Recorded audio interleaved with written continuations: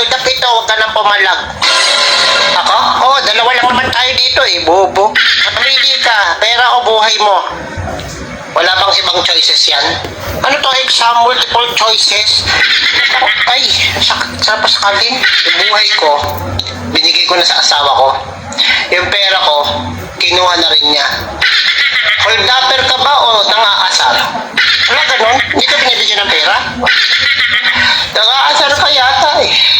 O sorry na, ito naman alam eh. Pagod ako, galing ako overtime oh. Pag sahod ko, wala ako nakukuha. Tapos, wala ganun, kahit pamasahe. Ha? Pag mag-hold up ka, huwag ka na mag-asar. Ang grabe naman attended mo. Ako hold up mo, yung walang asawa, walang pamilya, ganun. Ano yun? Tatanungin ko muna kung may asawa, wala. Ayan, issue yan. O ito, may iya ka na eh. Pag hold up lang, walang asawa. Hindi ko naman alam eh. Pag-iilis ka eh. Sige, sa susunod na tanungin ko kasi. Nabubuli ka pa eh. Nag-hold up ka na, nabubuli ka pa. Hindi ko nga sadya, hindi ko alam. Dalawang kaso yan. Wala, ganun ba yun? Bullying and hold upping. Uy, totoo yun? Meron yata doon.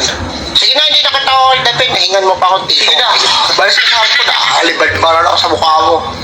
Ito na, paalis na. Hindi ko naman alam na under ang hanip ka eh.